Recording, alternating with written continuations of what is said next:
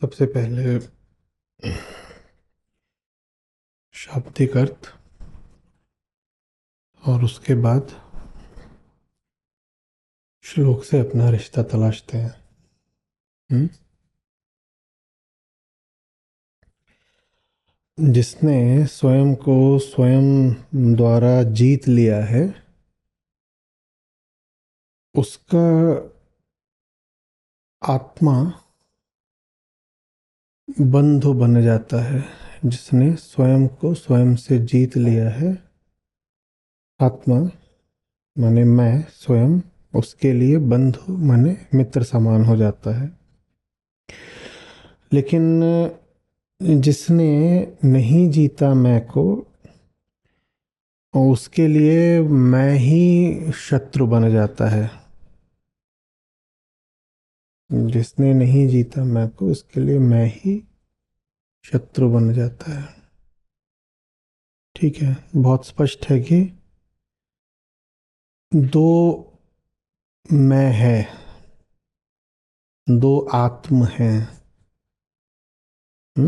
उनकी बात हो रही है। बहुत स्पष्ट है कि दो भीतरी केंद्र हैं। इसी आधार पर श्लोक खड़ा हुआ है।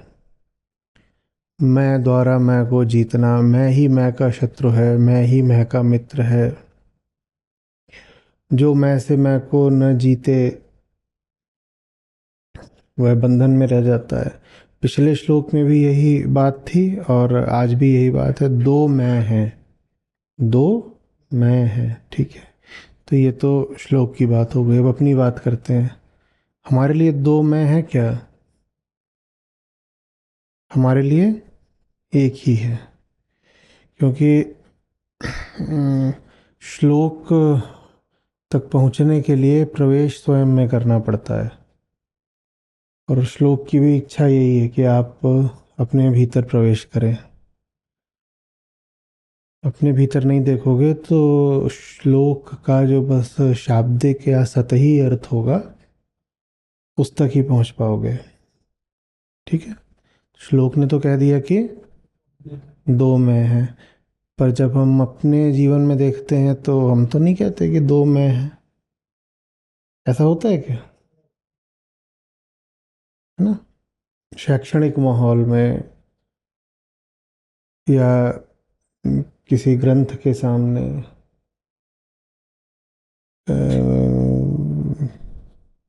हम भले ही ऐसा कहना शुरू कर दें कि एक मैं है जो सच्चाई की तरफ, आकाश की तरफ जाना चाहता है, और दूसरा मैं है जो वृत्तियों का गुलाम है, पाताल में गिर जाना चाहता है। ये सब बातें हम भले ही कहने लग जाएं किसी दशा विशेष में, किसी विशिष्ट माहौल में, वो अलग बात है। पर आप जब अपने साधारण जीवन में होते हो तो ऐसा करते हो क्या कि घर में आप किसी से कहें कि जब मेरा अच्छा वाला मैं कहे कि खाना दो तभी देना? हम्म?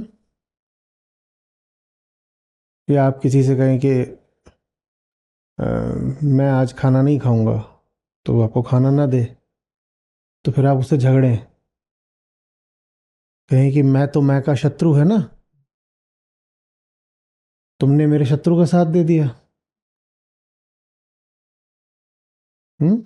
मैं तो वो वाला मैं हूं जिसका शत्रु कह रहा था खाना मत खाना।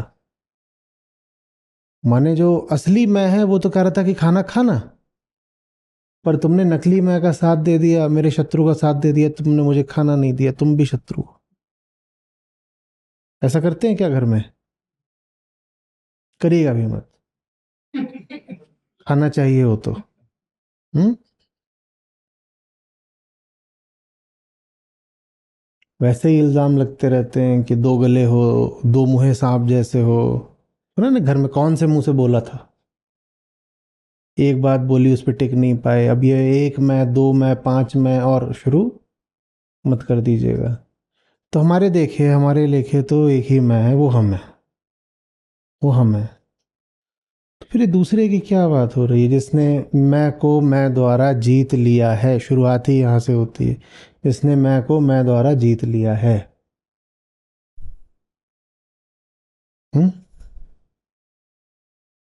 जीतना भी बाद में आता है। शुरुआत यहाँ से होती है कि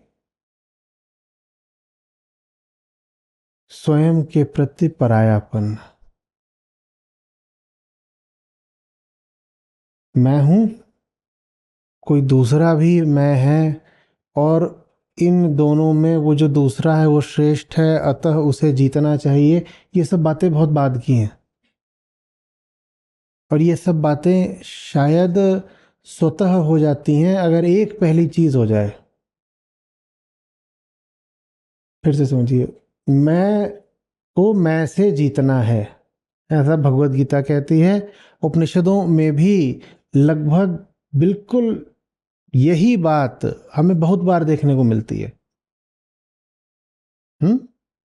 अद्वैत वेदांत की विशिष्टता ही यही है कि वो द्वैत को खारिज नहीं करता, वो द्वैत को अपने में समेट लेता है। देखो यहाँ पे दो मैं खड़े कर दिए तो सीधे सीधे क्या है? द्वैत है, द्वैत है, हाँ? और ये जो श्लोक है ये अद्वैत वेदांत का एक प्रमुख श्लोक है, और इसमें बात हो रही है दो मैं की। तो शुरुआत दो से हो रही है और अंत में उनको एक कर देना होता है, क्योंकि जो दूसरा है उसको पहले के अधीन होना है। जो दूसरा मैं है उसे पहले के अधीन हो जाना, यही अद्वैत है। लेकिन शुरुआत तो द्वैत से ही होती है। चलो ठीक है, हम मैं को जानते हैं, मैं को मैं से जीतना है।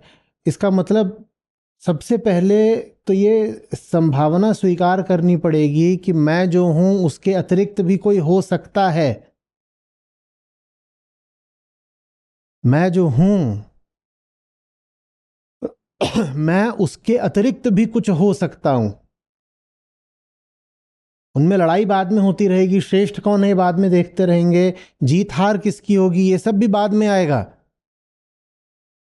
पर क्या ये जो बात है ये शुरू भी होने पाएगी अगर मैं कह दूं एक ही मैं है? मैं कृष्ण के सामने खड़ा हो जाऊं तन करके, बिल्कुल एक ही मैं है, ये रहा। तो क्या इस श्लोक में हम एक कदम भी आगे बढ़ सकते हैं? ये श्लोक पूरा आधारित ही किस प्रकाश पर है, किस बात पर है, किस बोध पर है? कि तुम जो अपने आप को समझे बैठे हो उसके अतिरिक्त भी तुम कुछ हो, कम से कम संभावित तौर पर हो। अभी भले ही तुम्हें उसका अनुभव ना होता हो, अभी भले ही वो चीज बहुत दूर की कौड़ी लगती हो, पर कम से कम संभावित तौर पर तुम अभी जो बने बैठे हो वो तुम्हारी अनिवार्यता नहीं, कुछ और भी है जो अड़ जाए कि मैं जो हूं यही मेरा यथार्थ है, मैं तो ऐसे ही हूं। नहीं जी, ऐसे ही हैं हम तो, और ऐसे ही रहेंगे। उनके लिए तो श्लोक शुरू होने से पहले ही समाप्त हो गया। दो मैं का मतलब समझो, दो मैं हैं इसका मतलब क्या है? एक तो वो हो जो आप हो,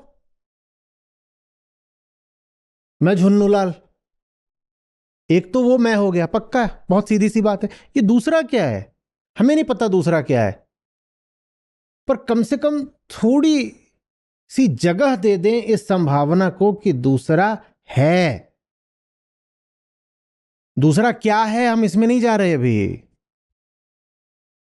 हमारे लिए बहुत बड़ी बात यही हो जाएगी कि हम ये मान लें कि दूसरा है, कम से कम संभावित है, निश्चित नहीं तो।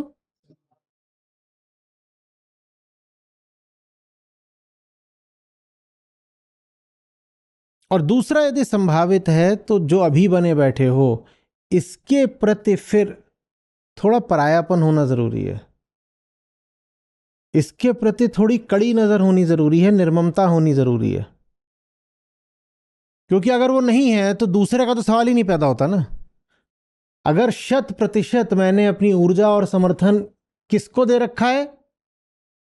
जो मैं अभी हूं, जो मैं चलता ही आ रहा हूं सालों से, दशकों से, मैंने अपना पूरा समर्थन उसको ही दे रखा है। अगर जो मैं बना बैठा हूं, तो उस दूसरे मैं की संभावना भी शुरू होती है क्या? कुछ नहीं शुरू होता। वो दूसरा जो संभावना है आपकी, उसकी शुरुआत भी हो पाए, इसके लिए जरूरी है कि ये जो अभी आप हैं, इससे अपना समर्थन वापस खींचे। परायापन चाहिए थोड़ा सा। समझ में आ रही है बात? नहीं तो श्लोक तो फिर व्यर्थ ही बात कहता नजर आएगा। दो मैं नहीं है, एक ही है, वो राम है। तो मैं को मैं से जीतना फिर ऐसा हो जाएगा। कैसा? जब एक ही मैं है तो मैं को मैं से जीतना तो ग्रह कलेश जैसा हो जाएगा, अंतर्युद्ध जैसा हो जाएगा। खुद से खुद को लड़ा दिया। जब ये दो हाथ लड़ता है तो आप ये थोड़ी कहते हो कि दो मैं लड़ रहे हैं, मेरा हाथ बनाम हाथ दो हो सकते हैं, मैं तो एक ही है। हाथ भले ही दो हो गए।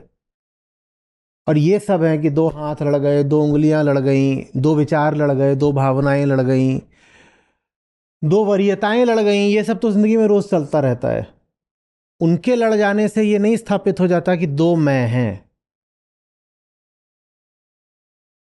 दो मैं के होने का मतलब होता है इस हाथ के प्रति भी और इस हाथ के प्रति भी, दोनों के प्रति थोड़ी जिज्ञासा, थोड़ा संशय रखूंगा। पहला विचार आ रहा है, दूसरा विचार आ रहा है, ये दोनों गुत्थम गुत्था हो गए, भिड़ गए आपस में, ये तो हमारा रोज ही चलता है। दूसरे मैं की संभावना का मतलब है कि मैं कहूंगा कि ये विचार जो है और ये है, ये आपस में ऊपर ऊपर भले ही लड़ रहे हो, पर भीतर भीतर एक है, क्योंकि दोनों मेरे ही हैं। फिजूल की बात है, ऊपरी नौटंकी है।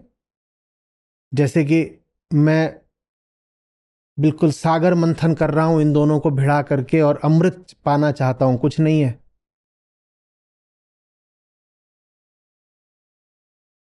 दुनिया को और स्वयं को बेवकूफ बना रहा हूं ये दिखा के जैसे मैं खोजी हूं, जैसे सच झूठ का प्रतिकार कर रहा है। ना ना ना, ये सच झूठ का प्रतिकार नहीं कर रहा। ये झूठ नीला, झूठ लड़ गया पीले से। ये झूठ के ही दो रंग हैं जो आपस में द्वंद्व कर रहे हैं। ये है मैं से परायापन। मैं से परायापन, शास्त्रीय भाषा में इसको साक्षित्व कहेंगे। जैसे ही आप स्वयं के साक्षी हुए, जिस पल भी आप स्वयं के प्रति निर्मम हो पाए, दो मैं पैदा हो गए। और साक्षी तो बहुत आगे की बात लगती है और उसको लेकर के बहुत छवियां बन गई हैं, बहुत कहानियां बन गई हैं, तो हम उतनी दूर जाते नहीं। हम सीधी सी बोल देते हैं बात, खुद को देखना।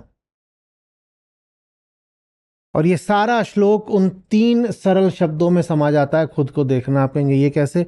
खुद को देखना माने खुद को कौन देखेगा?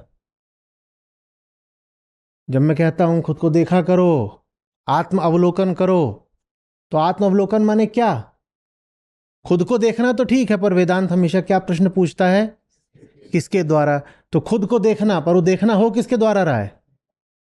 खुद के ही द्वारा। तो खुद द्वारा खुद को देखना, लो दो मैं हो गए ना। हाँ, तो आत्म अवलोकन है ये सारी बात, और कुछ नहीं है।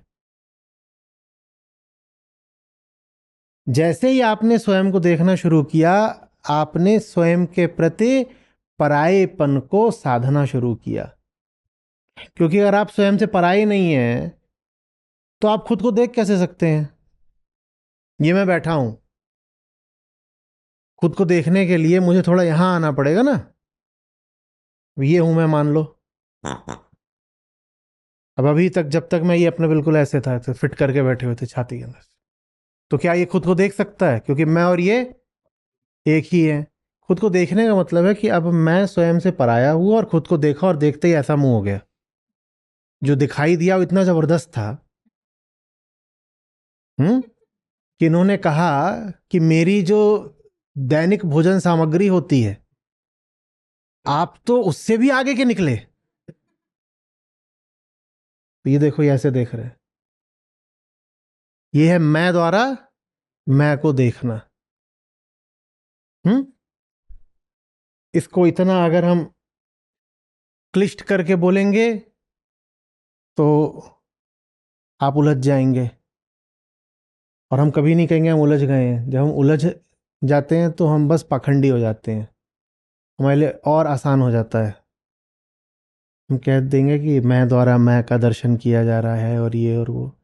तो लंबी चौड़ी बात को काट करके हम बस इतना ही कहते हैं, जरा खुद पर नजर रखा करो, जरा खुद पर नजर रखा करो। जो दूसरों को कहते हो वो खुद भी सुना करो। दूसरों को देख रहे हो, देखने वाले को भी देखा करो।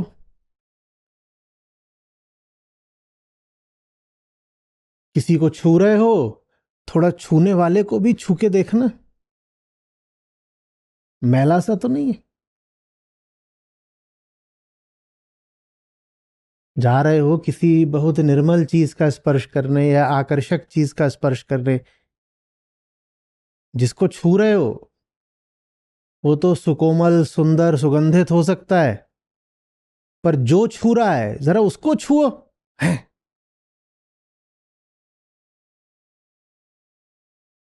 ये कैसा है? हैं? क्या लग गया ये हाथ में? छूने वाले को भी छू के देखो।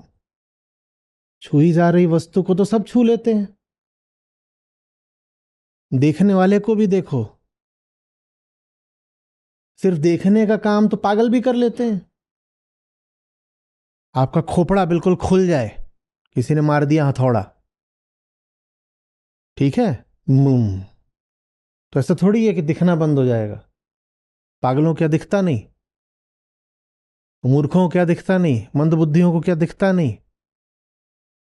जिनके ऊपर कोई आवेग चढ़ा हो उन्हें क्या दिखता नहीं?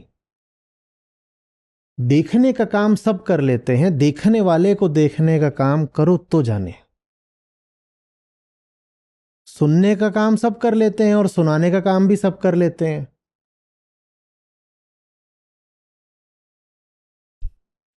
देखो कि कौन सुन रहा है तो जाने। हम्म। जो बात दूसरों को सुना रहे हो वो खुद भी सुन पाओ तो जाने। ये होता है स्वयं से परायापन। जैसे ही खुद को देखना शुरू किया वैसे ही आपको पता भी नहीं चला, और चुपचाप पीछे पीछे चुपके से दूसरा मैं खड़ा हो गया। पहला मैं था कर्ता और दूसरा मैं है दृष्टा।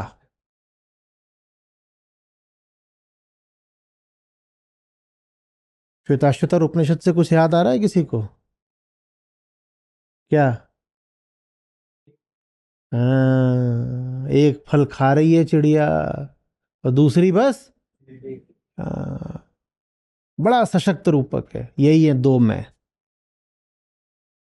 ऋषि दो पक्षियों की बात करते हैं, बोलते हैं दोनों सुंदर पंखों वाले हैं, सुपर्णा, सुंदर पंखों वाले, और एक ही डाल पर वृक्ष की अगल बगल बैठे हैं। अंतर बस ये है कि एक फल को खाए जा रहा है और दूसरा उसे देखे जा रहा है। ये दो मैं हैं।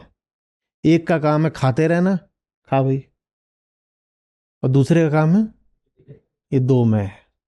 और दोनों बिल्कुल एक जैसे हैं, ऋषि कहते हैं, क्योंकि दोनों मैं है ना, तो अंतर क्या है देख। लेकिन दोनों में उतना ही अंतर है जितना प्रकृति और स्वभाव में होता है। एक प्रकृति है, एक स्वभाव है। तुम्हारी प्रकृति है खाना, तुम्हारा स्वभाव है देखना। और हो दोनों तुम ही। कैसे कह देंगे दोनों में से कोई एक हम नहीं है? ये नहीं कर सकते।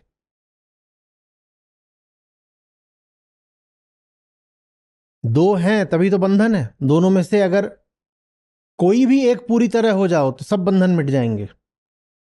अगर पूरी तरह खाने वाले ही हो जाओ, कुछ होश ही ना रहे, तो भी अब कोई समस्या नहीं। जड़ हो गए पूरी तरह से, कोई समस्या नहीं बची, प्रकृतिस्थ हो गए एकदम। और पूरी तरह देखने वाले हो जाओ तो भी कोई समस्या नहीं बची, अब देह का कोई बंधन ही नहीं। खाने पीने से कोई मतलब ही नहीं, इस जगत से भोग का कोई संबंध ही नहीं। हम परेशान इसलिए हैं क्योंकि हम जड़ भी हैं, चेतन भी हैं,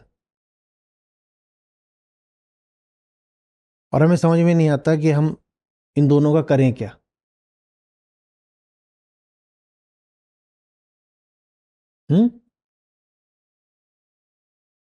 कभी हम उन दोनों को बोलते हैं तुम दोनों खाओ, और कभी उन दोनों को बोलते हैं तुम दोनों देखो।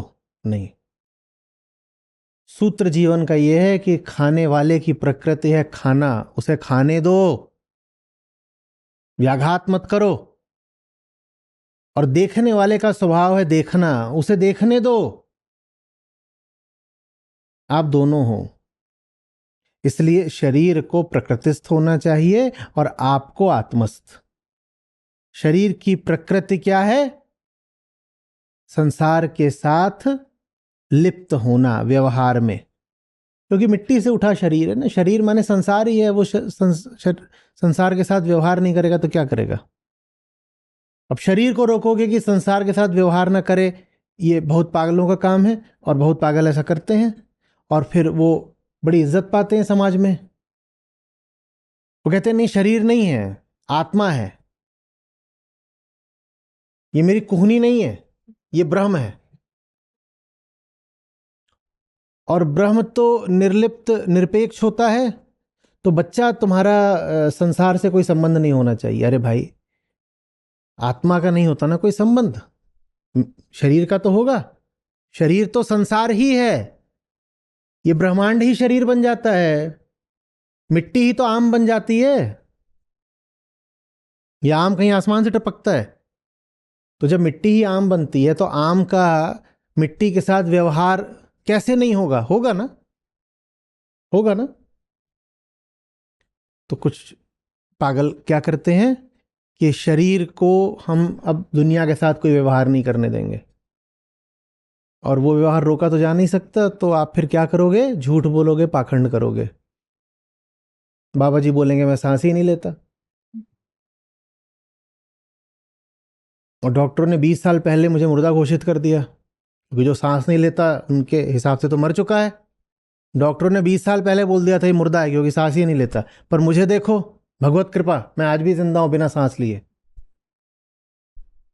शरीर सांस लेगा, हवा चले मिट्टी ना उड़े, संभव है क्या? ये मिट्टी है, ये संसार के साथ व्यवहार करेगी।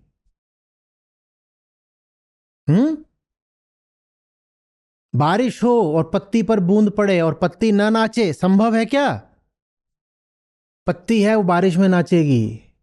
तुमने कोई अपराध नहीं कर दिया, अगर बारिश हो रही थी नाच लिए थोड़ा सा तो। बात आ रही है समझ में? शरीर तो प्रकृतिस्थ ही रहेगा। उपनिषद में ऋषि ने नहीं कहा कि दो पक्षी हैं और दोनों बैठ के बस क्या कर रहे हैं? घूर रहे हैं दुनिया को, पूरे ब्रह्मांड को घूर रहे हैं। नहीं, एक खा रहा है, एक देख रहा है। और यही बात ईशावास्य उपनिषद भी कहता है, जब क्या कहता है? तेन त्यक्तेन भुंजी था।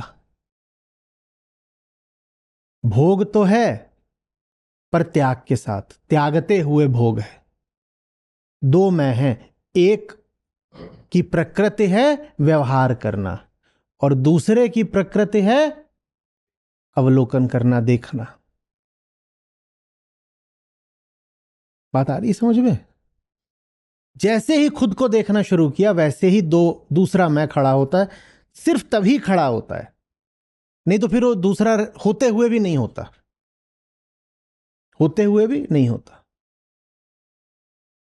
अहंकार जैसे और जिस हद तक और जितनी निर्लिप्तता और निर्ममता के साथ अपना साक्षी हो जाता है, उसी हद तक आप उसको कह सकते हो कि आत्मा हो गया। समझिए सूत्र को। अहंकार जिस निर्ममता के साथ, जिस सीमा तक अपना साक्षी हो जाता है, उस सीमा तक आप कह सकते हो कि आत्ममुखी हुआ जाता है, आत्मस्थ हुआ जाता है। खुद को देखना ही सब कुछ है। यही है वेदांत, जो बार बार आपसे कहा करता हूं, देखो। आंतरिक ईमानदारी, मैं खुद को देख रहा हूं, बस। उसके आगे जो होता है अपने आप हो जाता है।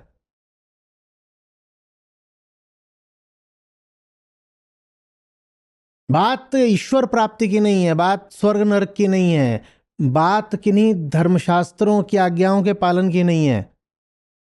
बात बहुत सीधी सी है, गरिमा के साथ जीता हूं, खुद को बेवकूफ नहीं बनाऊंगा।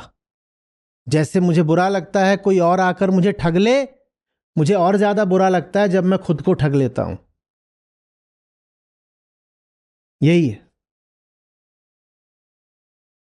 मैं अपना न्याय स्वयं कर डालूंगा। अब बताओ, संसार मेरा न्यायाधीश कैसे बनेगा?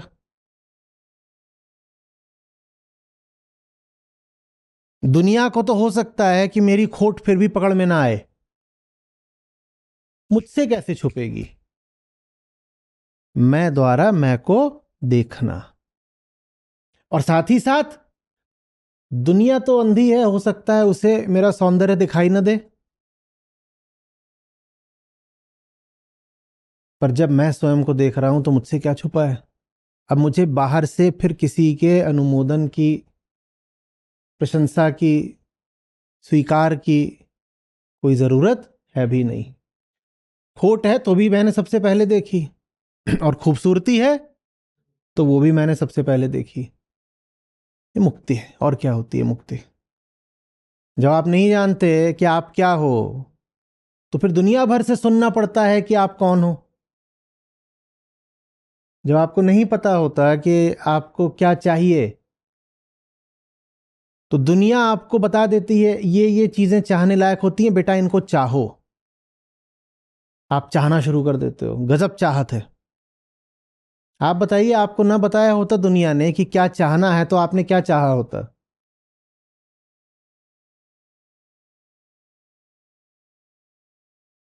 आपको दुनिया ने ना बताया होता क्या चाहना है, तो आपने क्या चाहा होता? कुछ नहीं चाहा होता। खाना भी पेट ने बताया, पेट दुनिया है। आप नहीं पेट हो, दुनिया पेट है।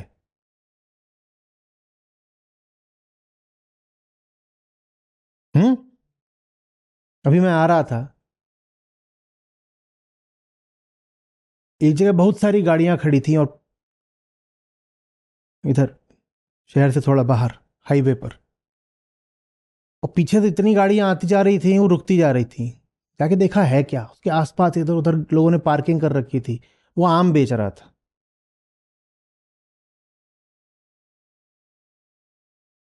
लोगों को नहीं पता उन्हें क्या चाहिए, तो उन्होंने देखा कि बहुत सारे लोग आम खरीद रहे हैं, तो शायद आम चाहना चाहिए। आपको तो पता ही नहीं आपको क्या चाहिए,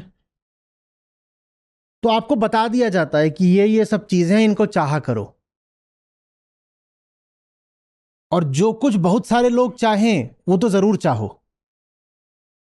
तो अगर किसी ठेले पे भीड़ है तो वहां भीड़ और बढ़ जाएगी। किसी दुकान में कोई ना हो, आप 5 लोगों को लेकर चले जाइए, वहां 50 लोग आ जाएंगे। देखा है? मुझे बड़ी समस्या हो जाती है। मैं कहीं जाता हूं बैठने के लिए, चाहे वो पार्क हो कि कैफे हो कि कुछ हो, मैं सबसे कोने की जगह खोजता हूं।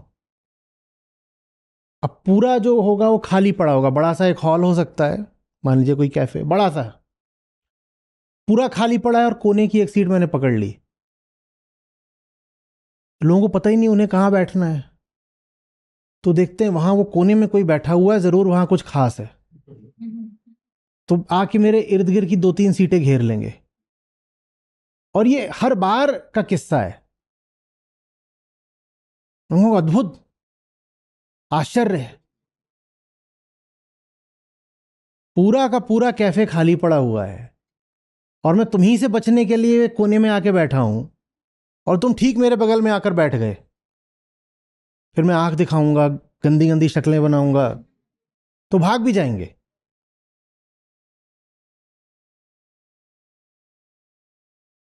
क्योंकि हमें पता नहीं हमें क्या चाहिए।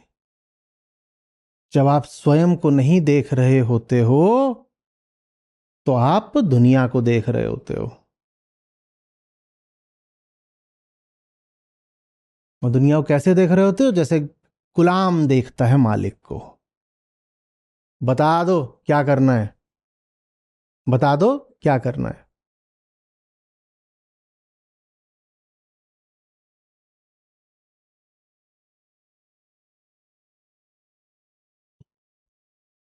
जो आपको स्वयं का नहीं पता होता, तो आपको इसी बात से बड़ी राहत मिलती है कि आप वही सब कुछ कर रहे हो जो सब लोग कर रहे हैं, क्योंकि आप तो जानते ही नहीं क्या करना है। तो बड़ा अच्छा सा लगता है कि चलो हम भीड़ के साथ हैं, वही कर रहे हैं जो सब लोग कर रहे हैं, तो हम गलत थोड़ी होंगे। भले ही उस भीड़ में आपका दम घुटा जा रहा हो, भले ही उस भीड़ में आपकी जान जा रही हो, लेकिन फिर भी आपको अच्छा सा लगता है। लगता है कि नहीं लगता है?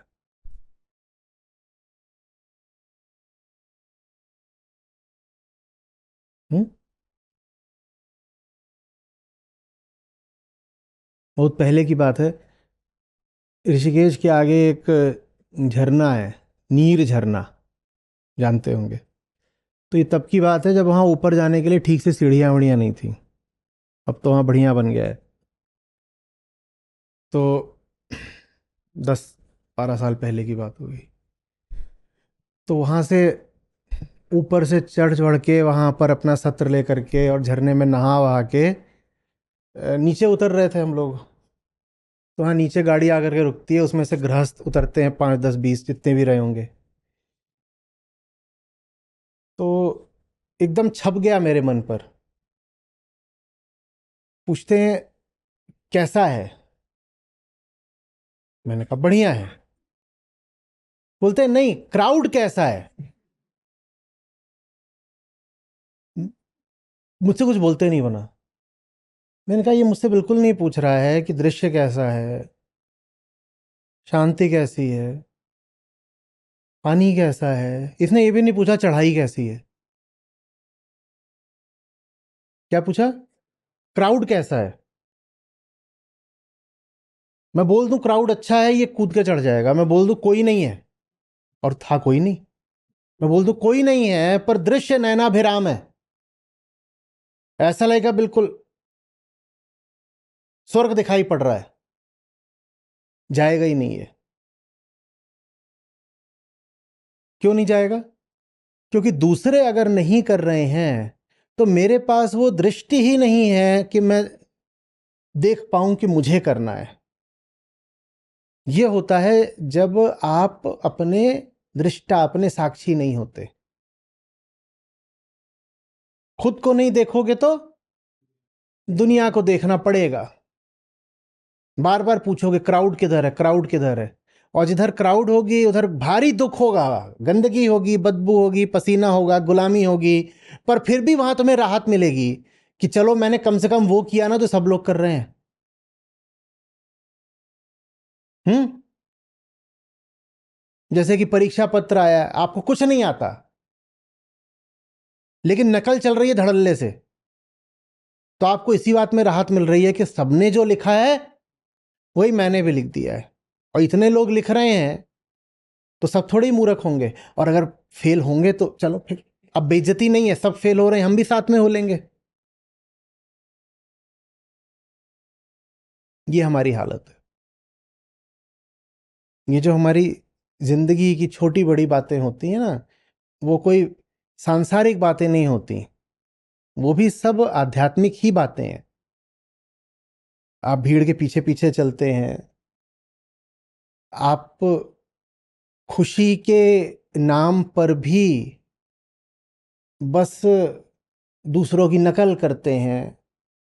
आप किस तरीके से बच्चों की गर्मियों की छुट्टियां बिताते हैं, आप किस तरीके से शाम के 7 बजे के बाद का वक्त बिताते हैं, आप नौकरी कैसे चुनते हैं, आप साथी कैसे चुनते हैं, ये सब आप कहेंगे ये सब तो जीवन की, संसार की व्यवहारिक बातें या आध्यात्मिक बातें थोड़ी हैं। ये सब आध्यात्मिक बातें हैं भाई, एक एक बात आध्यात्मिक है, संपूर्ण जीवन आध्यात्मिक है।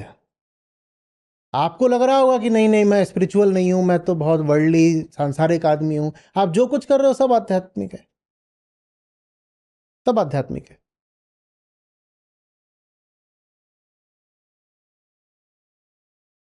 क्योंकि कर जो रहे हो वो तो अहम के लिए ही रहे हो ना, और अहम के लिए जो कुछ हो रहा है उसका संबंध अध्यात्म से ही तो है, और क्या है। अध्यात्म माने क्या होता है? अपने आप को और ज्यादा जानना, अपने आप को और ज्यादा जानना, यही अध्यात्म है। बाकी ये सब जो नौटंकी चलती रहती है उसे अध्यात्म नहीं बोलते। धर्म के नाम पे जो उछल कूद मची हुई है वो अध्यात्म नहीं है, मनोरंजन है, सस्ता मनोरंजन है, अश्लील मनोरंजन है, बहुत भद्दी बात है।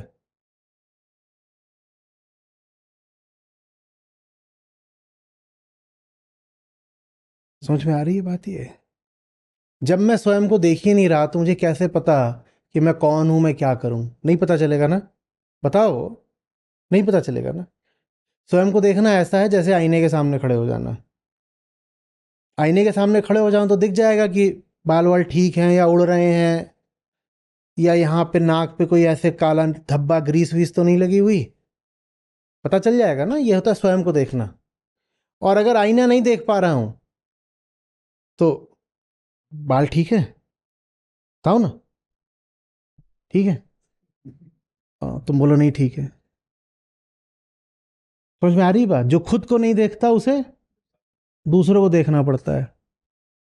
और इन्होंने बोल दिया ऐसे, ये क्या पीछे को कर रखा है, ऐसे रावण जैसे लगते हो, इंसान की तरह रहो, ऐसे बीच में से मांग काट लो, कुछ कर लो। उन्होंने बोला आप तो धार्मिक आदमी है, उस तरह तेज करूं, पूरा साफ कर दो, भटकता रहूंगा, समझ में ही नहीं आएगा, मुझे तो पता ही नहीं मेरा क्या हिसाब है। और इन सारी बातों से मुक्ति मिल जाए अगर जिंदगी में आईना आ जाए। ये आईने में जो आपको देखता है ना, दूसरा मैं है। पहला मैं, उससे तो आप पीछा छुड़ा ही नहीं सकते। वो क्या है? वो जन्मगत है, वो प्रकृति है। दूसरा लेकिन आपके लिए तब पैदा होता है जिस क्षण आप अपने आप को देखने लगते हो। वो स्वभाव है, साक्षित्व तो स्वभाव है। सांसारिक व्यवहार प्रकृति है, वो करोगे आप। सांसारिक व्यवहार पर वर्जना इत्यादि मत लगाने लग जाना। सांस नहीं लेते, नहाते नहीं हैं, सोते नहीं हैं।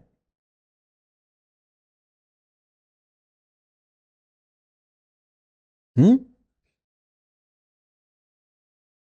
रविवार को चने मत खाया करिए।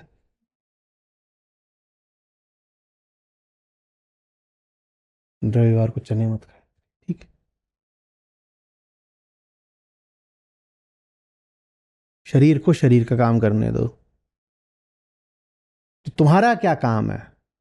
हमारा काम है जानना। कैसे जाना जाता है? देख के। उससे क्या होगा? शरीर को बिल्कुल आवारा हो जाने दें?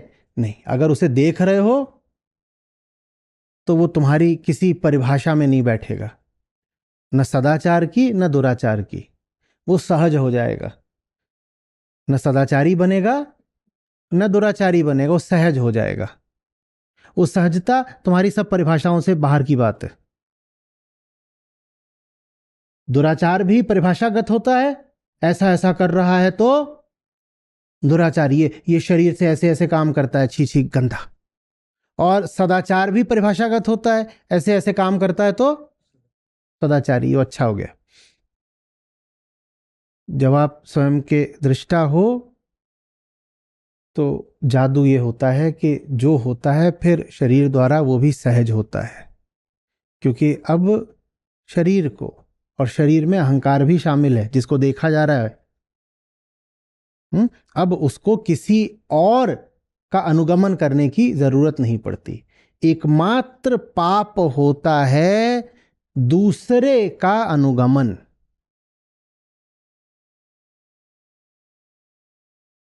आत्मा तुम्हें उपलब्ध है, मालिक है, वो सर्वोच्च है वो।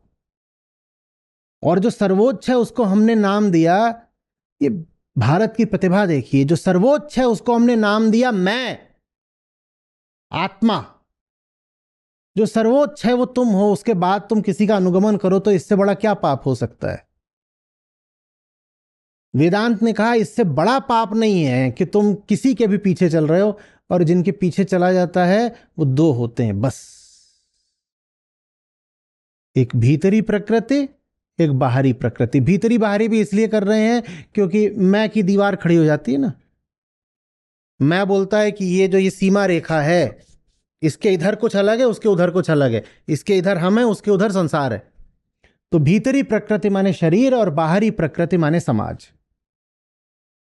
भीतरी प्रकृति माने शरीर और बाहरी प्रकृति माने समाज। यही पाप है, और कोई पाप नहीं होता।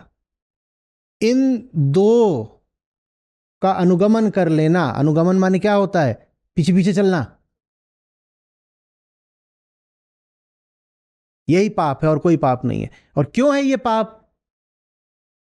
क्योंकि भीतर बैठा है बाप, क्या नाम है उसका? आत्मा। आत्मा माने वो वाली आत्मा नहीं। कौन सी वाली? बाबा जी वाली चिड़ैया जो उड़ जाती है। हम्म।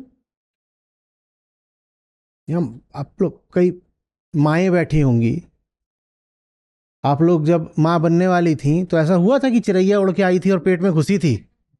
कुछ ऐसा हुआ था क्या? अरे जब घुसी नहीं थी तो बाहर कहां से निकलेगी? तो आत्मा वो नहीं होती है।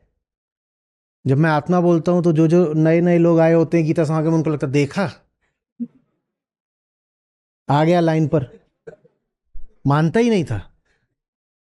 ये वो तुम्हारी वाली आत्मा की बात नहीं हो रही है। ये दर्शन शास्त्र है।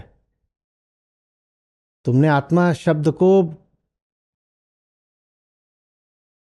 घोर विकृत कर लिया है। आत्मा माने मैं, और मैं माने ये व्यक्ति नहीं है।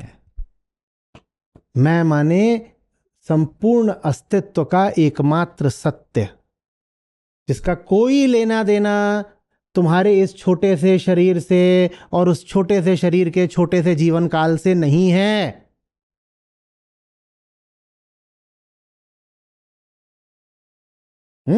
आत्मा को जब हम कहते हैं कि उसका हमारे शरीर से कोई लेना देना नहीं, तो इसका मतलब क्या होता है? इसका मतलब ये होता है कि तुम में और अस्तित्व में जो तुमने सीमा बना रखी है, जो भेद खड़ा कर रखा है, वो झूठा है। लोक धर्म की आत्मा क्या है? जो इस शरीर में कैद है। तो कितनी बड़ी हो गई वो? बहुत छोटी सी चीज हो गई। और आत्मा अगर शरीर में कैद है तो जो बाहर है वो वहां पे तो आत्मा है नहीं। तो ये खंड हो गया, ये द्वैत खड़ा कर दिया। और कह दिया कि तुम दुनिया से अलग हो, और दुनिया से तुम अगर अलग हो तो दुनिया को भोगोगे क्यों नहीं? मैं दुनिया से अलग हूं तो माने दुनिया मैं नहीं हूं ना, तो दुनिया चीज दूसरी है, तो मैं फिर दुनिया से मजे मारता हूं। अगर कुछ पराया है, अगर कुछ पराया है तो नैतिकता हटा दो, तो उसको भोगने में या उसको नष्ट भी कर देने में क्या बुराई हो गई? तो फिर तो क्लाइमेट चेंज इसीलिए, समझ में आ रही ना बात? तुम सोचते हो आत्मा कोई व्यक्तिगत बात होती है, मेरी आत्मा, माय सोल, मेरी रूह। वेदांत कहता है वो मिट्टी और तुम दो अलग अलग हो नहीं, तो तुम्हारी कोई आत्मा कहां से हो गई? विशिष्ट, व्यक्तिगत, विविध आत्माएं कहां से खड़ी हो गई कि ये आत्मा, वो आत्मा, पुल्लिंग आत्मा, स्त्रीलिंग आत्मा, किन्नर आत्मा?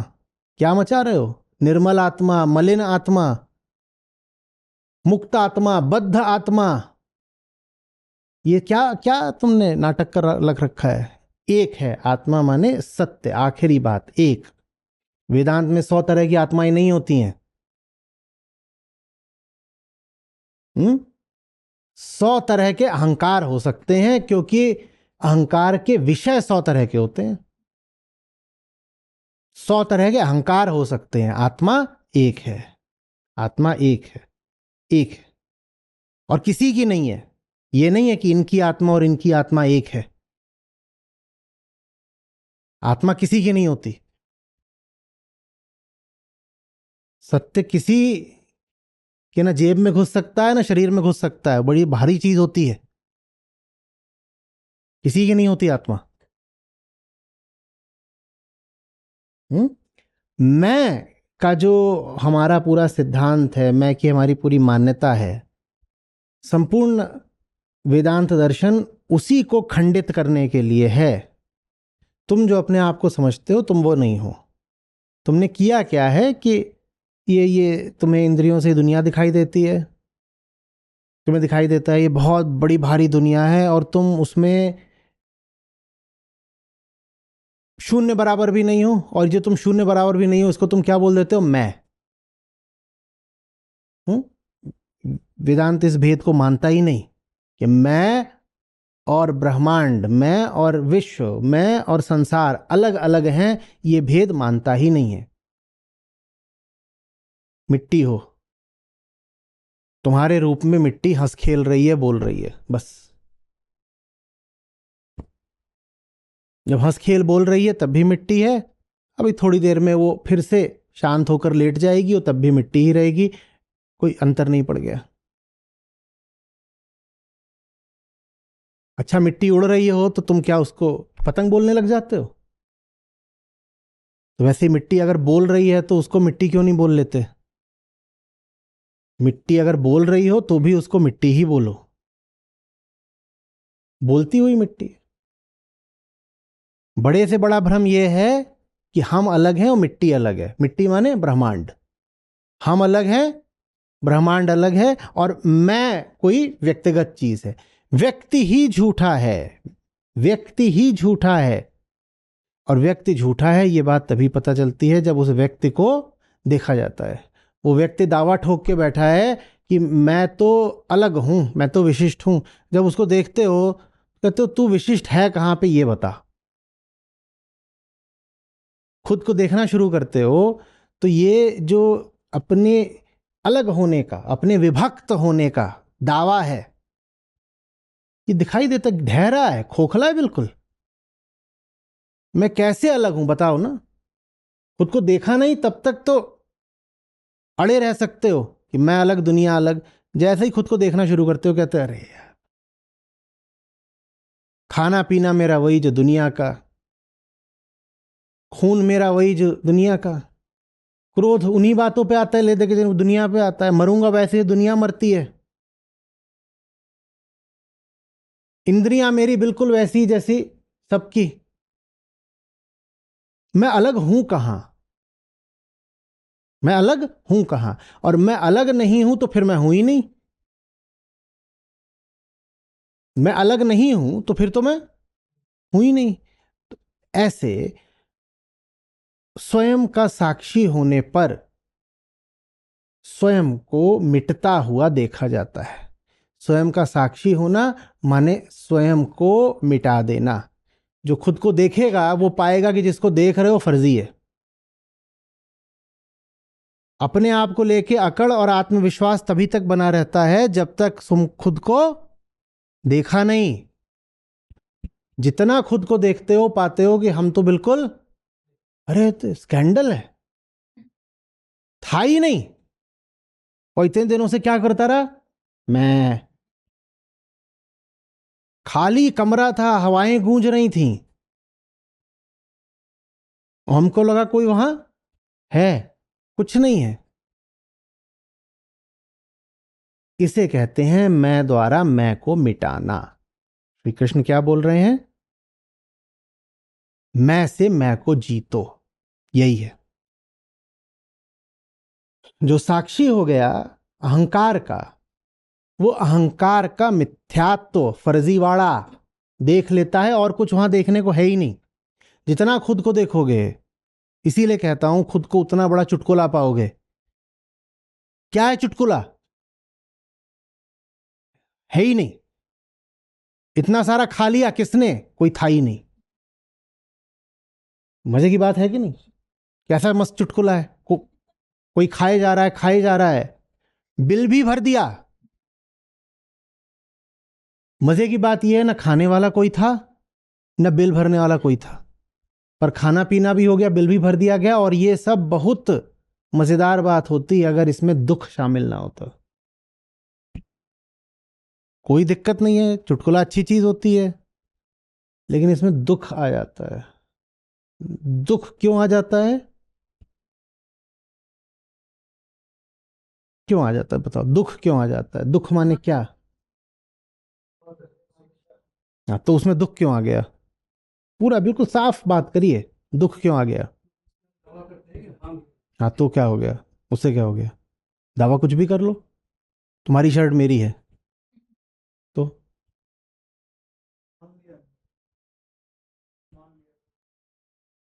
हम्म।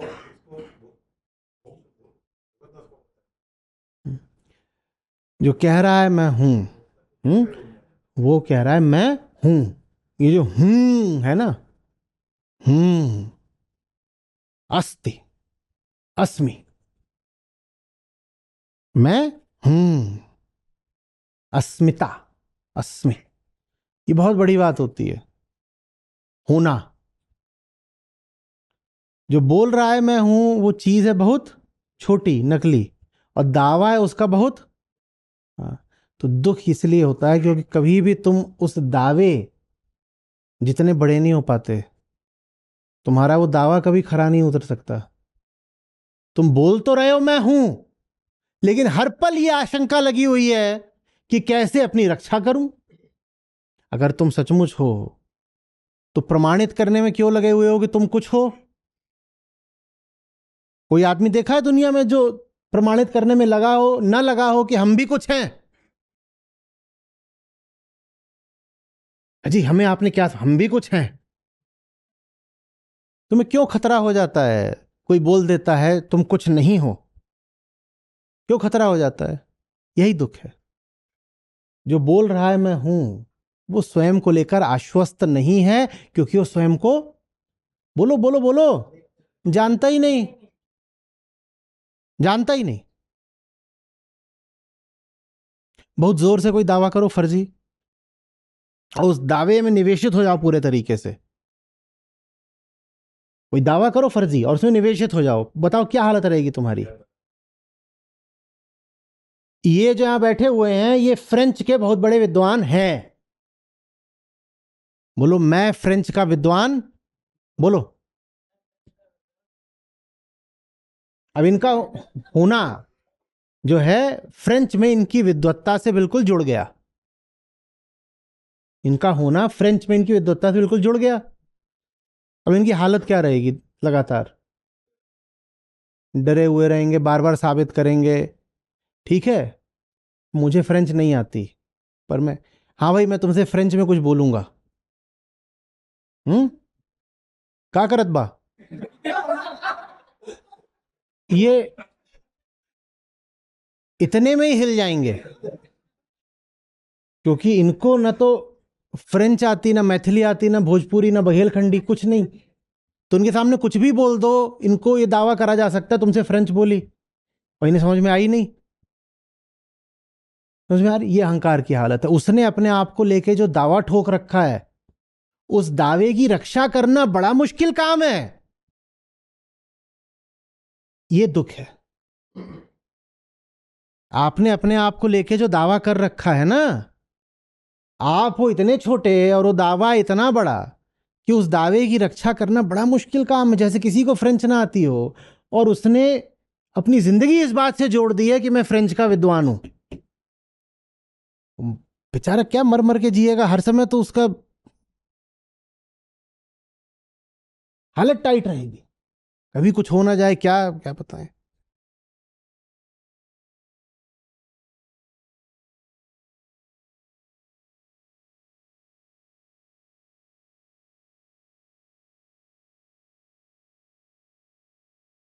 ये जाएंगे वहां बैठेंगे, इन्हें वो आके बोलेगा कि मेन्यू में फ्रेंच टोस्ट है, ये इतने में कांप जाएंगे। फ्रेंच कोई भी चीज हो, हालत बिल्कुल खराब रहेगी। कुछ खरीदने गए, वहां उसने वीआईपी फ्रेंची दिखा दी, इतने में भाग जाएंगे।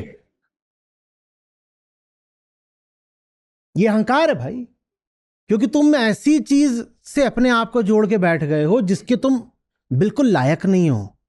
अहंकार अपने आप को क्या बोलता है? मैं क्या हूं? आत्मा। और तुम उसके आसपास के भी नहीं हो। तो पूरी फिर जिंदगी ही सकपकाहट में बीतती है। चाहे फ्रेंच टोस्ट हो चाहे फ्रेंच किस, इस बात पे ही भाग लेंगे क्योंकि अब गलत चीज का दावा कर दिया और पीछे भी नहीं जा सकते क्योंकि पूरी हस्ती उस दावे के साथ जोड़ दी है। ये नहीं है कि मुझे फ्रेंच आती है, मैं फ्रेंच का विद्वान हूं। पूरा तादाद में है, आइडेंटिफिकेशन है, मैं हूं।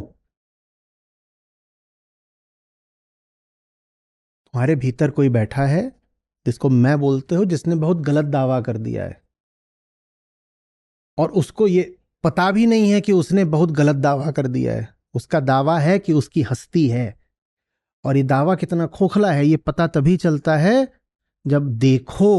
बोलो अच्छा तेरी हस्ती है ना, देख ले, थोड़ा सा देख ले। हाँ, तो देखो तो बोलता हस्ती है कहां, तू बता। मुझे तुझ में और हवा में कोई भिन्नता नजर नहीं आती। मुझे तुझ में और तेरे पड़ोसी में कोई अंतर नहीं दिखाई देता। मुझे तुझ में और तेरे पुरखों में कोई अंतर नहीं दिखाई देता। मुझे तुझ में और केंचुए में कोई अंतर नहीं दिखाई देता। जब मामला इतना एक सा है तो तू है कहां। यह है मैं द्वारा मैं को जीतना।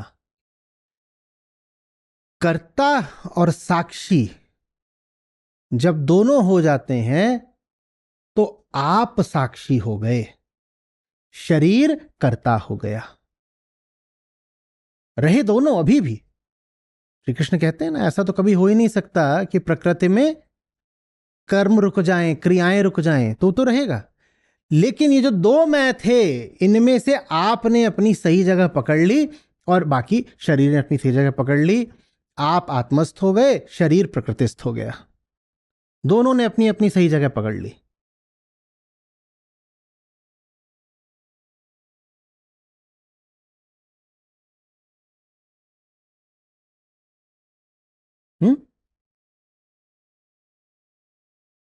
अब मैं का मित्र बन गया है, क्योंकि अब मैं कौन है, साक्षी। इसको ऐसे पढ़ो, अब आप अपने शत्रु नहीं रहे। मैं का मित्र बन गया है। इसको उलट के पढ़ो, अब मैं का शत्रु नहीं रहा, माने अब मैं अपना शत्रु नहीं रहा। माने अहंकार अपना सबसे बड़ा शत्रु स्वयं होता है। अहंकार माने दुख, और उस दुख को वो खुद ही अपने ऊपर थोपता है। क्या करके, दावा करके।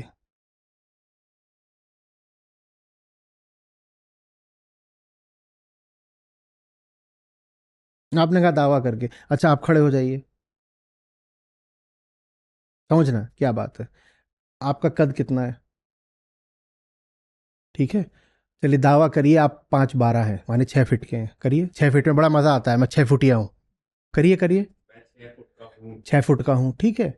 अब वैसे चलिए जैसे वो लड़कियां वो पहनती हैं ऊंची एड़ी वाली, क्योंकि आप 6 फीट के हैं। चलिए चलिए, अब पूरी जिंदगी इनको ऐसे चलना पड़ेगा, 6 फुट दिखाने के लिए अपने आप को। ये अहंकार है। तुमने वो दावा कर दिया जो तुम हो नहीं। तुम 5'10" के हो, पर तुमने बोल दिया मैं, तो और निवेशित हो गए। क्योंकि अब अगर तुम 6 फुट के नहीं हो तो तुम हो ही नहीं। तुमने बस ये नहीं कहा कि मेरा कद 6 फुट है, तुमने कहा मैं 6 फुट हूं। यह अहंकार है। और उसने ऐसी चीज के साथ अपने आप को जोड़ दिया है जो बिल्कुल फर्जी है। तो लेकिन अब प्रमाणित तो करना है ना। तो 5'10" का बंदा कैसे चलेगा, ऐसे अपनी। आप लोग मुस्कुरा रही हैं, पर आप लोग ऐसे ही चलती हैं।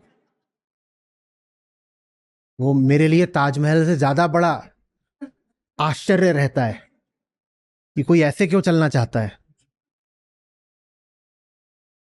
हम तो ऐसे चलते हैं। ऐसे कोई कुछ।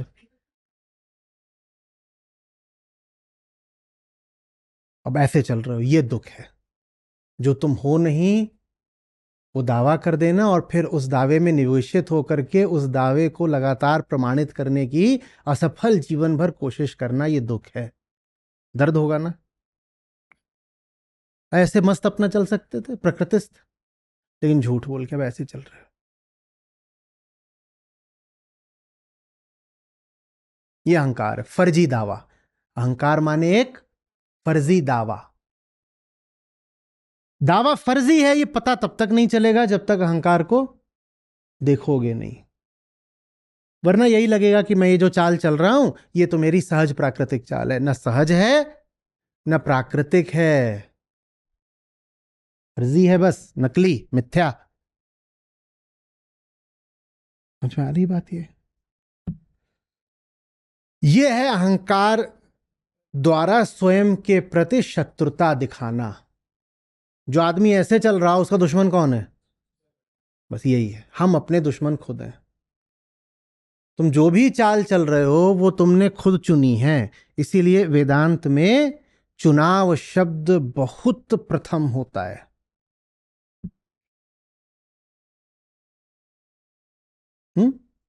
लहर में आऊं तो मैं ये भी बोल दूं कि आत्मा से ज्यादा महत्व चुनाव का है। सत्य से भी ज्यादा महत्व चुनाव का है। सत्य को महत्व देने वाले हम कौन होते हैं? पारमार्थिक बात है, हम दे ना दे महत्व, सत्य तो सत्य है।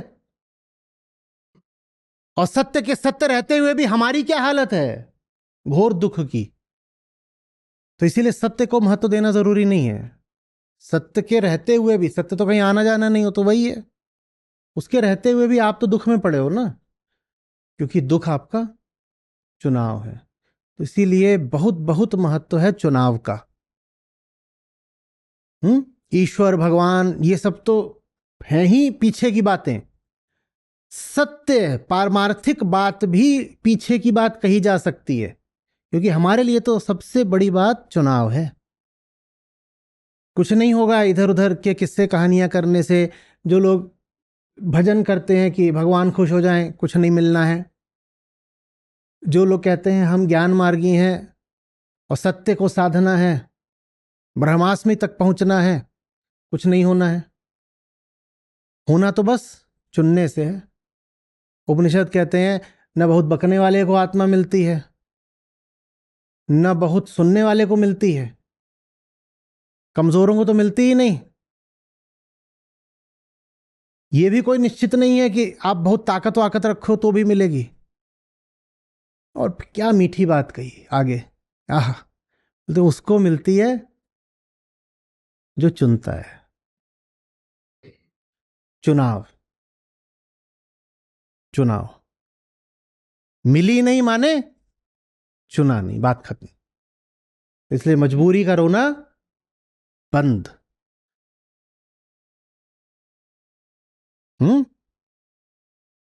मुक्त नहीं है क्योंकि बंधन चुने हैं।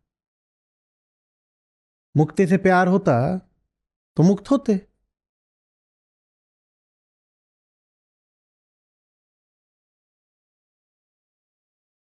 समझ में आ रही बात? ये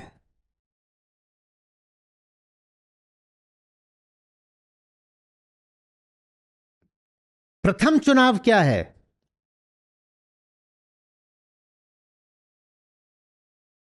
चुनाव करने वाले को देखना।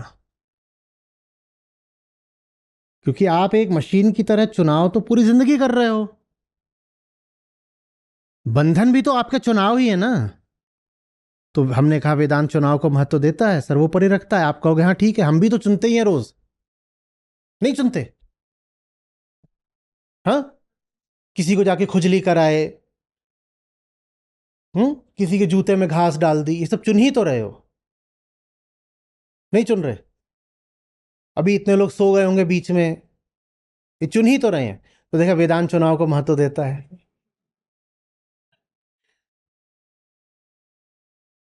हम्म हमने भी चुना, चुनाव तो करते ही आ रहे हैं। एक गाना आया था, सुन साहिबा सुन प्यार की धुन, मैंने तुझे चुन लिया तू भी मुझे चुन चुन चुन चुन चुन चुन चुन चुन। इतना चुनते हो, चुन चुन चुन चुन चुन चुन चुन चुन चुन करती आई चिड़िया। हाँ, घास का दाना लाई चिड़िया, मोर भी आया, कौवा भी आया। चुनते तो आ ही रहे हो। नहीं, वो चुनाव बहुत फर्जी है। वो चुनाव कभी हुआ नहीं। मशीन चुनाव नहीं करती। मशीन बस अपने कोड का, अपनी प्रोग्रामिंग का, अपने मालिक के आदेशों का पालन करती है। उसको चुनाव नहीं कहा जा सकता। आप बहुत चुनाव करते आए हो, पर आपने आज तक कुछ भी नहीं चुना है। आपको आज पहली बार चुनाव करने की जरूरत है। प्रथम चुनाव होता है चुनाव करने वाले को देखना, और तब आपको पता चलेगा कि आपने आज तक जिंदगी में कभी कुछ चुना ही नहीं है। चुनना तो सिर्फ मुक्त के लिए संभव है ना। आप मुक्त हो क्या चुनने के लिए? खुद को धोखा देते रहो ये बोल करके कि मैंने चुना। कुछ भी नहीं चुना। क्या चुना? कुछ नहीं चुना। चुनना तो बड़ी आजादी की बात होती है। आप आजाद हो कहां चुनने के लिए? आपने कुछ नहीं चुना है। तो पहला चुनाव होता है उसकी खबर लेना, जो फर्जी दावा ठोके बैठा है कि मैं तो चुनता हूं। देखें जरा, तुम चुनते हो क्या? तुम तो कुछ भी नहीं चुनते। तुम्हें जो आदेश दे दिए गए हैं, कठपुतली की तरह तुम उनका पालन करते हो। तुम चुनते थोड़ी हो कुछ। तुमने कुछ नहीं चुना है जिंदगी में। कुछ भी नहीं चुना है। अभी हाथ बढ़ा रहे हो पानी की तरफ, ये तुमने चुना थोड़ी है। तुम्हारा हाथ बढ़ा, उससे 3-4 मिनट पहले से ही ये जो मिट्टी है इसमें प्रक्रिया शुरू हो गई थी, जिसके परिणाम स्वरूप तुम्हारा हाथ अंत में बढ़ा यहां पर।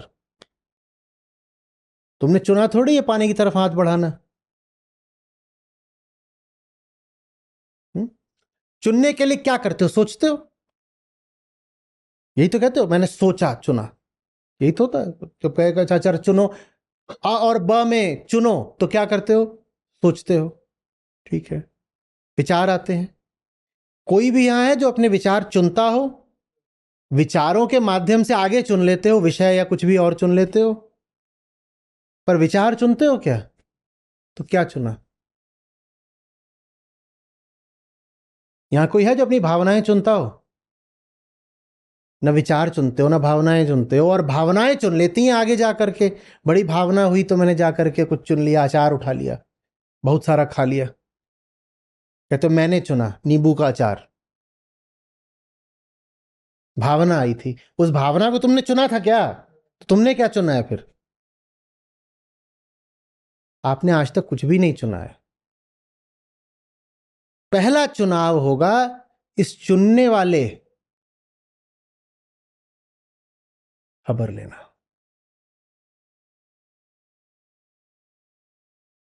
हम्म।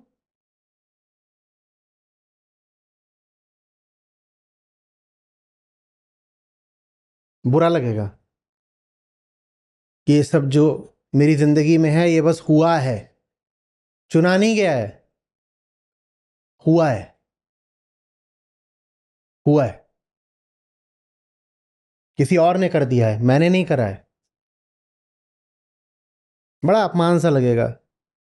सहो, तिक्षस्व, यही वो बाण हैं जिनको सहने की बात हो रही है। कुछ नहीं चुना है, बस हुआ है।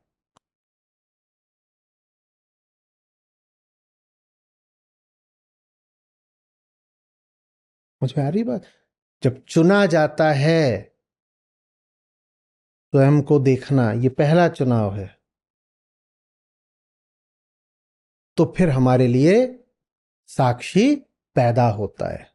शब्दों का फेर है। साक्षी तो आत्मा है, आत्मा आजाद होती है, पैदा नहीं होती। पर हमारे लिए तो तभी पैदा होती है।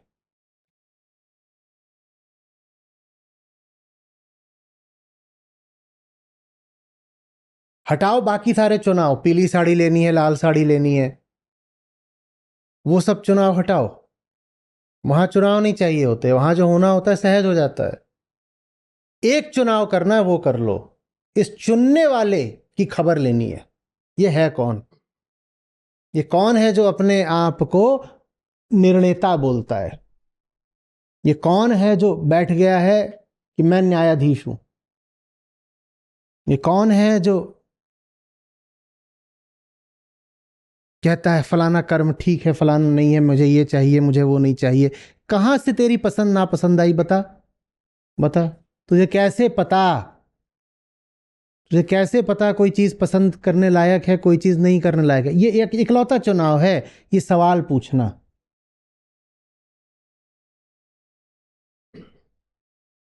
पर हम चुनाव शब्द का, जिसका गहरा संबंध आजादी से है, हम चुनाव शब्द का बड़ा सतही इस्तेमाल करते हैं। हम क्या कहते हैं कि मेरी आजादी इसमें है कि मैं चुनाव कर पाऊं।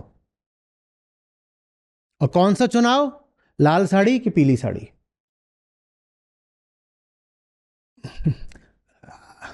लाल साड़ी पीली साड़ी में भी आप वही चुनोगे जो चुनने के लिए बाहरी प्रकृति और भीतरी प्रकृति आपको प्रेरित कर रहे होंगे। पिक्चर आई होगी, उसमें हीरोइन लाल साड़ी में बड़ी सेक्सी लग रही थी, आप लाल साड़ी चुन लोगे, आपको पता भी नहीं चलेगा आपने लाल साड़ी क्यों चुनी है। बाहरी प्रकृति ने चुनवा दी, भीतरी प्रकृति के साथ सांठगांठ करके। बाहरी प्रकृति में वो हीरोइन है जिसने लाल साड़ी पहनी थी, पहाड़ पे चढ़ के बैठी थी स्विट्जरलैंड के शिफॉन की साड़ी लाल पहन के। और भीतरी प्रकृति में वो पाशविक स्त्री बैठी हुई है जो चाह रही है कि लाल साड़ी पहनूं तो किसी को रिझा दूं, फिर वासना पूरी होगी। तो बाहरी प्रकृति ने भीतरी प्रकृति के साथ सांठगांठ की और चुनाव हो गया। आपने थोड़ी करा।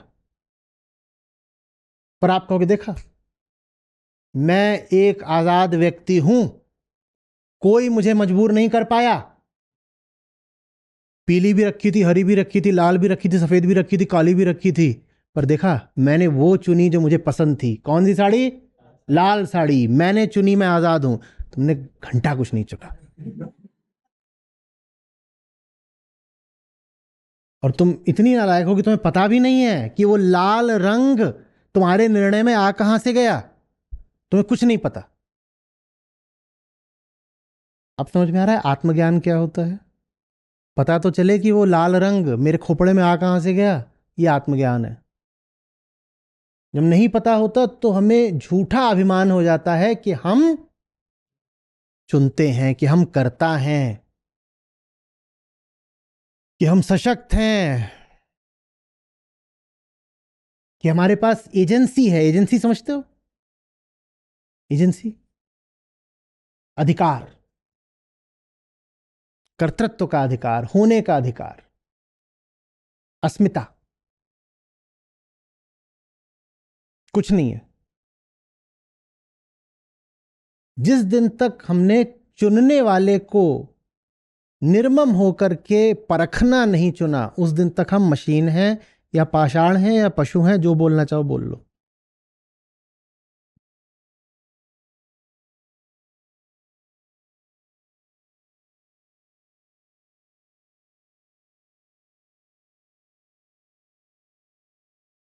जिसने मैं को नहीं जीता उसका मैं शत्रुवत रहता है, शत्रु समान व्यवहार करता है। कौन सा मैं? अहंकार। अहंकार अपना शत्रु स्वयं है, क्योंकि अहंकार माने ही दुख।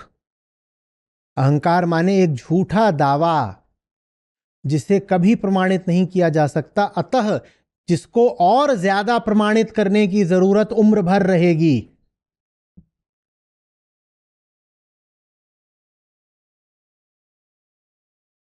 आप बहुत इज्जतदार हो, आप 60 साल के हो गए और आपको 60 साल में लोगों ने बहुत कहा कि आप इज्जतदार हो, पेट भर गया।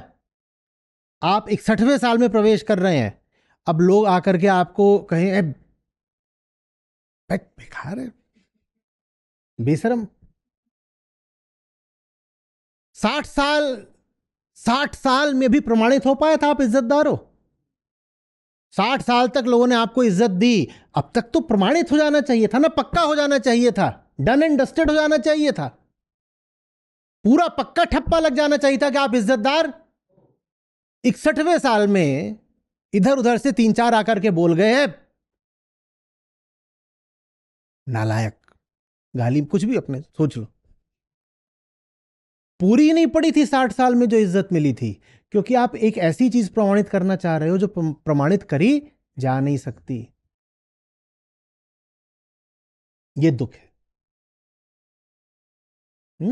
आप कुछ ऐसा चाह रहे हो जिसको जीवन भर आपको बस चाहना ही पड़ेगा, जीवन भर चाहने के बाद भी वो ना मिल पाएगा ना सिद्ध हो पाएगा, ये दुख है। अहंकार माने दुख। जिनको नहीं मिली इज्जत वो तो दुखी है ही, जिनको मिल गई है वो और दुखी होंगे। 60 साल तक इज्जत बहुत मिली थी,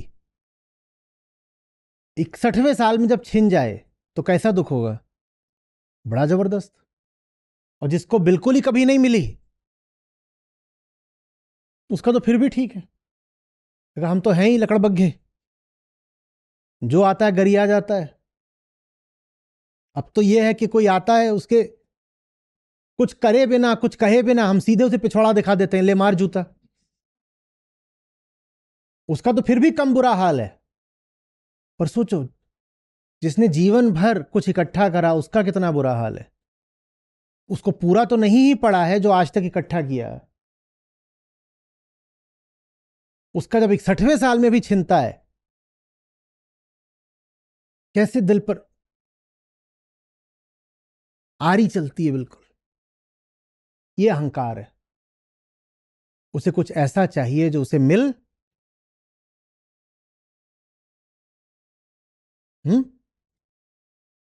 क्योंकि उसकी हस्ती ही झूठी है। सारी बात समझ में आ रही ना? अहंकार को बहुत सारी कामनाएं क्यों होती हैं? क्यों होती हैं? क्योंकि उसे कुछ ऐसा चाहिए जो उसे कहीं से नहीं मिल सकता। जब उसे कुछ ऐसा चाहिए जो कहीं से नहीं मिल सकता तो फिर उसे सब कुछ चाहिए। अरे भाई, ये कलम यहां रखी है तो आप इस कलम की ओर सीधे आ जाते हो, पर आपने पूरा दावा ठोक लिया है खुद को ही कि कलम है और दिख रही नहीं है। अब आप बताओ उसे कहां कहां खोजोगे? उसे आप हर जगह खोजोगे। ये अहंकार है। वो किसी ऐसी चीज की मान्यता में बैठा है जो है ही नहीं। ये कलम है, आपको कलम चाहिए तो आप सीधे आते हो, कैसे उठा लेते हो कलम। पर जब कलम नहीं मिलती कभी आपको, तो आपने देखा है उसे कहां कहां खोजते हो? कहां खोजते हो? कभी कुछ खो जाता है तो उसे कहां कहां खोजते हो? उसे हर जगह खोजते हो ना। ये कामना है। अहंकार एक ऐसी चीज को खोज रहा है हर जगह जो है ही नहीं। हर जगह खोजना भी शायद कोई बहुत बुरी बात ना होती अगर इतनी जगहों में खोजने पर कहीं पर तो वो चीज मिल जाती। भाई आपकी कोई प्यारी चीज थी, अंगूठी वगैरह होती है, आप कहीं रख के भूल गए थे घर में, 6 घंटे तक घर में उथल पुथल कर दी, गद्दे तकिया अलमारी सब, दीवारें गिरा दी, पंखे नोच डाले, ये सब करने के बाद अंगूठी मिल गई, अपनी जेब में थी, कहीं कहीं कहीं भी थी। चलो कोई बात नहीं, सांत्वना, मिल तो गई। पर अहंकार क्या कर रहा है? उसने सपना पाल लिया है कि ये कलम है, और ये कलम है। अब उसके हिसाब से कलम और दिख रही नहीं है तो, पर ठीक वैसे जैसे अहंकार अपनी नजर में क्या है? इज्जतदार। इज्जतदार है तो, पर इज्जत कहीं दिख तो रही नहीं है। तो जब कलम है, पक्का है, पर दिख रही नहीं है, तो कहां कहां खोजी जाएगी? ये कामना है। हर जगह ऐसी चीज को तलाशना जो कहीं मिल नहीं सकती। इसीलिए अहंकार और कामना एक साथ चलते हैं।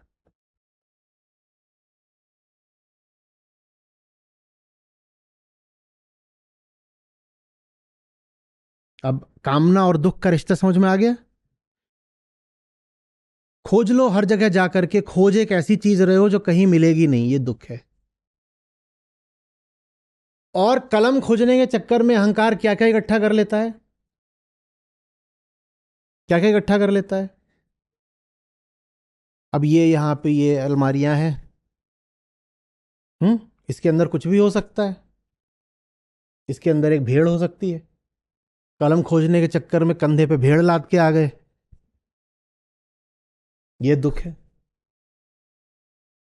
हम्म अब हर जगह खोजनी है क्योंकि पूरा विश्वास है कि कलम तो जब कहीं नहीं मिली थल के ऊपर, तो बोले अब खोजेंगे गटर के अंदर। एक ही आयाम में क्यों खोज होनी चाहिए?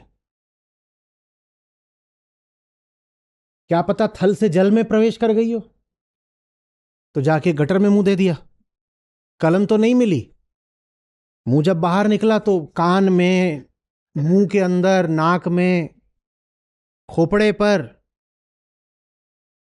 कंडीशनर के साथ शैम्पू। ये अहंकार है, ये दुख है। जो तुम खोज रहे हो वो तो नहीं मिलेगा, उसको खोजने में दुनिया भर का गू जरूर मिल जाएगा और उसको ढोओगे जीवन भर। ये अहंकार है। गटर में क्या तलाशा जा रहा है? पेन।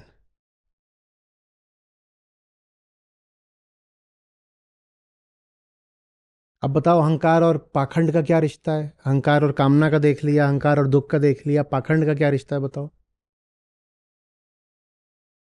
अब ये पूरा घर उथल पुथल करे बैठे थे और खोज रहे खोज रहे खोज रहे। इनका दावा क्या है? मैं कलम का मालिक हूं। अहंकार ये कभी नहीं कहता चीज मेरी है, उसका हमेशा आइडेंटिफिकेशन होता है। आइडेंटिफिकेशन माने मैं ये हूं, तो मैं कलमकार हूं, मैं कलमबाज हूं, माने हस्ती ही जुड़ी हुई है उससे। तो अब पूरे घर में खोज खाज रहे थे, मिल तो कुछ रहा नहीं। तभी बाहर से दो चार लोग आ गए, और दो चार लोग वही हैं जिनके आगे बड़ा दावा ठोक रखा था कि मैं तो कलमबाज हूं। तो अब पाखंड शुरू होगा। क्या पाखंड शुरू होगा? पाखंड बताओ। ये भागेंगे रसोई में और वहां से उठाएंगे चमचा, उसको डालेंगे जेब में, और जेब में ऐसे बटन बंद करेंगे, और जो अंदर आके उसको बोलेंगे देखो कलम, देखो कलम। समझ में आ रही बात? तो अहंकार और पाखंड हमेशा साथ चलेंगे। पाखंड का मतलब होता है अपने आप को वो दिखाना जो तुम हो नहीं। ये पाखंड की परिभाषा है।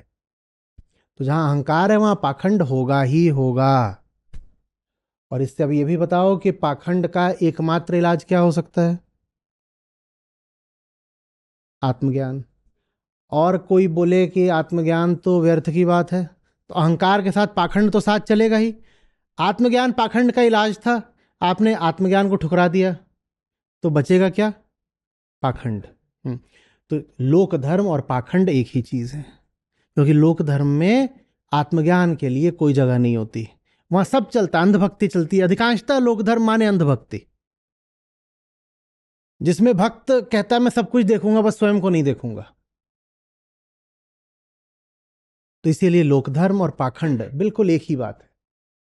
वहां अपने आप को हमेशा कुछ ऐसा दिखाया जाएगा जो तुम हो नहीं। उदाहरण के लिए, मैं आंख बंद करता हूं और कल्पना करता हूं और मेरे सामने ईश्वर आ जाते हैं। पाखंड।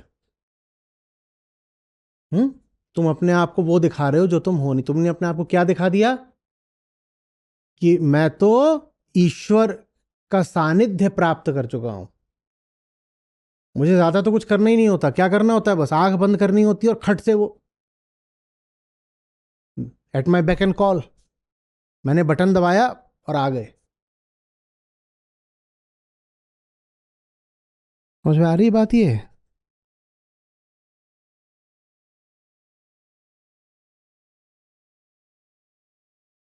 8-10 अलग अलग तरीके से तो समझाया, और उसके बाद बड़ी मायूसी से पूछ रहा हूं सहम करके, आ गई समझ में बात?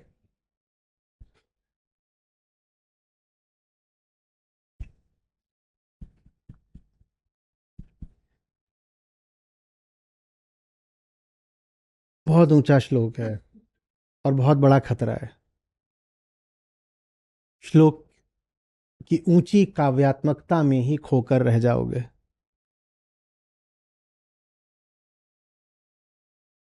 मैं द्वारा मैं को देखना इत्यादि इत्यादि।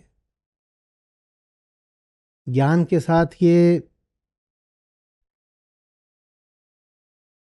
समस्या, रिस्क, खतरा हमेशा चलता है।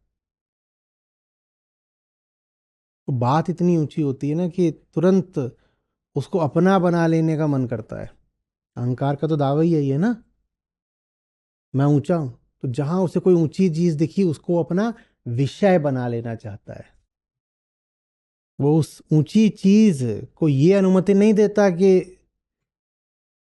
वो उसको मिटा दे, ऊंचाई पर उठा दे। कोई ऊंची चीज मिली नहीं कि अहंकार तुरंत उसको अपना विषय बना के अपनी जेब में रख लेना चाहता है। तो श्लोक मिलेगा, अहंकार कहेगा वाह वाह क्या बात कही है, चलो रट लेते हैं।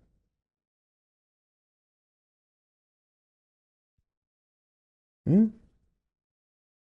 मैं से मैं को देखो, जिसने मैं द्वारा मैं को जीत लिया उसका मैं अपना मित्र हो जाता है, जिसने मैं द्वारा मैं को नहीं जीता उसका मैं उसका शत्रु रहता है। मैं और मैं, वाह, मजा आ गया भाई, क्या बात कही है। खतरा है।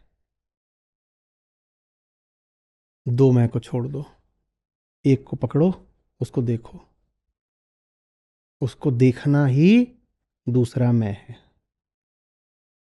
एक मैं है क्या, हमारी सच्चाई हमारी ईमानदारी तो ये है कि हम तो एक को ही जानते हैं। किसको? अहंकार को। हाँ, उसी को जान लो, उसी को जो जानने वाला है वो दूसरा मैं है। और जब जाना जाता है तो जिसको जान रहे हो अगर वो नकली है तो भस्म हो जाता है। तो जानने से जो नकली मैं है वो, इसे कहते हैं मैं द्वारा मैं को जीतना। और जीता नहीं गया तो ये नकली वाला बचा रहेगा और वो खुद को ही पीड़ित करता रहेगा। ठीक है।